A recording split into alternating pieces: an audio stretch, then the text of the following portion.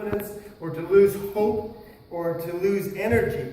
And what it means is that our motivation, or we're disheartened, we just feel like I can't go on any longer, and we have discouragement. And there's a variety of different things that can bring discouragement into our lives.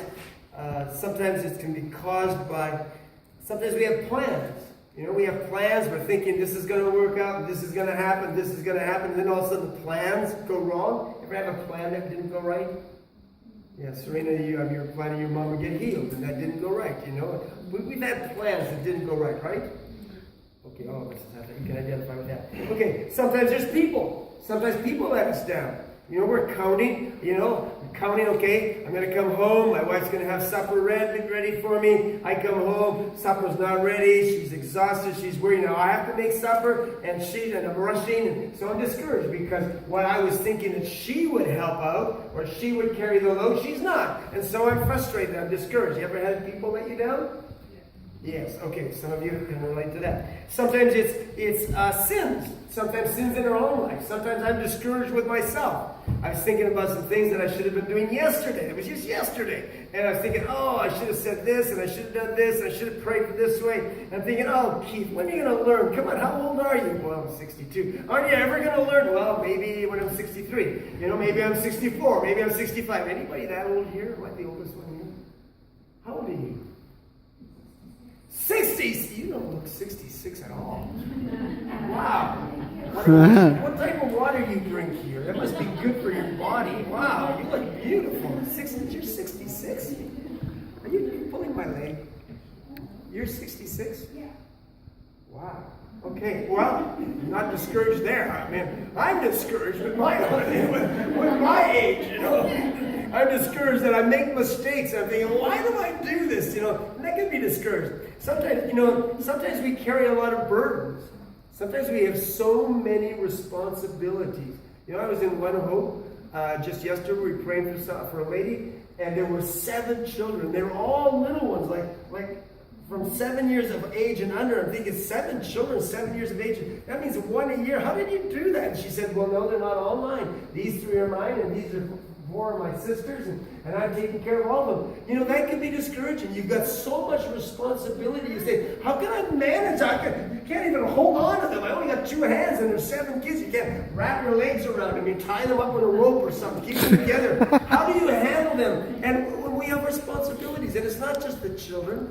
We have responsibilities to pay the bills and to buy the groceries and to help them with their school, the children. And we have our own jobs that we need to do. And then we have responsibilities to keep our own selves healthy. And sometimes all of that can just sit up on our shoulders, and it's just say, oh man, it's never going to work out. We're just going to lose hope and we're discouraged. Has that ever happened to you guys? Maybe not. I guess life's better here. No, you can really see. Scripture talks about Moses in Numbers chapter 11. And the children of Israel, they've been in the wilderness, and God provided, what did he provide for them to eat? Manna. Manna. He provided manna, which was kind of like a dew. Some people say it was like an insect produced this kind of like a honey dew type of thing, and they gathered together and they would make wafers out of it. They would bake it, and it was very luscious and nutritious for them to eat.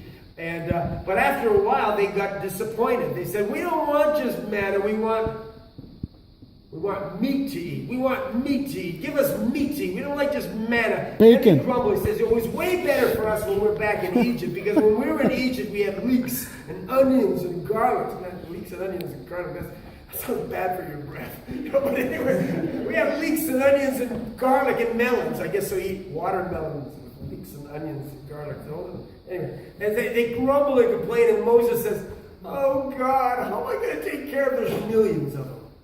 There were 780,000 men of the age of 30 and above. Most of those would have been married, so that doubles the number to 1.5 million. And they would have had 2 or 3 children. Actually, most of them had 7 or 8 or 9 children. So there's millions of them, and he's taking care of them. He says, God, I can't take care of these people. They're your people. You take care of them. And he was weary. He says, I can't handle them anymore. And he was discouraged because there was so much responsibility. He had to feed all these people, and he had to take care of them. And it wasn't Good enough that they had manna, now they wanted meat. He says, where am I going to get meat from him? So he was discouraged. Sometimes we get discouraged when we're standing alone. Paul talks in 2 Timothy. He said, no one stood with me. This great apostle who had started churches all through Asia Minor, as he is now at the end of his life, he's in prison in Rome, and he says, nobody stands with me. And he's just by himself. And he felt like, there's nobody to help me. Nobody even cares about me. Nobody even knows about me. Nobody even knows I'm going through these struggles. You ever felt that you're all alone? Sometimes we feel that way. We feel like, I can't even talk to anybody. I can't even tell anybody. I was talking to a lady a month ago, and her husband's a pastor, and she said, I'm so lonely. I can't talk to anybody because I've got these problems at home. But who do I talk to? I don't want to talk to anybody because my husband's a pastor, and if I talk to somebody, then they're going to think evil of my husband. And so I can't talk to anybody. I'm so alone. I can't talk to my husband because he doesn't understand it. And I'm all alone. And they felt so alone. And sometimes we feel alone too. And we can be discouraged because we're just by ourselves. And Elijah felt that way. Elijah, after he has in 1 Samuel chapter 17, he prays and there's no rain for 3 years. And then he comes and he challenges the false prophets. He says, let's go to Mount Carmel. We'll see who's God. And so they set up the altars. This is 1 Kings chapter 18. And in 1 Kings, so he's discouraged, so he says, let's see who's God. You set up your altar and you pray, and so they pray all morning and half into the afternoon, and they're calling and screaming and they're cutting themselves, and he's mocking them. He says, well, maybe your God's sleeping, maybe he's gone to the bathroom, maybe he cries some more, maybe he can't hear you. And then finally he says, okay, it's my turn, and he sets up the altar. He says, put some wood out, and says, now get some water. There's barrels and barrels, 3 barrels of water is poured on the altar, and digs a trench around it, and the trench is filled with water, everything's sloppy and wet. Then he says a simple prayer. He says, oh God, hear our prayer, show that you are God. Fire comes down from heaven, and it lights everything that's sloppy and wet with water, burns it up, licks up the water so hot that the rocks break in the heat. The water that's in the trench dries up, and everybody shouts, the Lord, he's God, the Lord, he is God. And then he's expecting that Queen Jezebel. Ahab is the king and his wife is Jezebel, expecting that Jezebel will fall down and says, yes, the Lord, he is God. And she does it. She says, you know what, if you're alive tomorrow, may I be dead. I'm going to get you. And all of a sudden he runs for his life. 1 Kings chapter 19, he's hiding in a cave. And God says to him, what are you doing here, Elijah? And he says, I'm not worthy to be alive. There's nothing happening. And he doesn't even want to be alive anymore. He's so discouraged. So discouraged. He says, only I am left. Nobody else. And God has to challenge him. Sometimes we feel so lonely. You ever been rejected?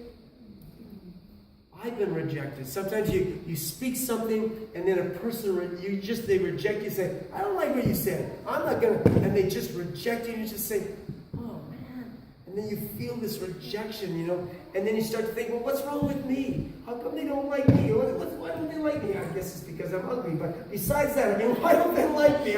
I must be friendly. Aren't I friendly? Well, maybe not friendly enough. I must be kind and helping. Maybe not kind and helping enough. Why don't they like me? And you just feel rejected. They never want you on your team, on their team. Pick everybody else. You're the last one. Everybody's the last one. Pick the team.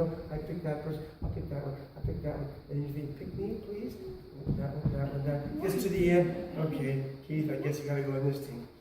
Okay, I'm on this team. I'm on this team. How did they pick me? Well, no, there was no other options. And so you're rejected. Can't even get on a good team. You're the last one. Or maybe that you feel like it doesn't matter what I do, God's not pleased. And maybe, Serena, like your family would feel that way. Well, maybe we just don't pray enough. Or maybe we didn't, maybe God's angry because of something we did wrong. But tell me what I'm doing wrong and I'll try to do better. But God, you just aren't pleased because my mom's sick and she's not getting better. And sometimes that can be really discouraging. It just seems like God is distant. It seems like he doesn't listen. And I pray and I pray and I pray and there's no change takes place. God, where are you? And we feel like God has forsaken us. Or sometimes, you can relate to this, kind of those unanswered prayers, or they get answered the way you didn't like it. Or there's times where there's fear comes into our hearts. And all of a sudden, I was just talking with Sister Anita. She says, my husband's out on the water. And it's rough. I don't know why he went out there. Why he went out there this afternoon. It's rough. It's a Sunday, but the nets need to be emptied. And he's out there, and all of a sudden there's this twinge of fear. What's going to happen? And it can discourage us. It can just suck life out of us. Or there can be times when we have responsibility and somebody says, I want you to do this. And maybe, Serena, you were feeling this. Well, what happens if it doesn't work out? I'm going to share my life in it. She was saying last night, I asked her last night, she said, I can't share. I said, why not? She said, I might start to cry. I said, that doesn't matter. We all cry. We'll understand. We understood, right? But she said, yeah, but I might lose control. I might not be able to do it. And sometimes that responsibility, I'm going to have to share.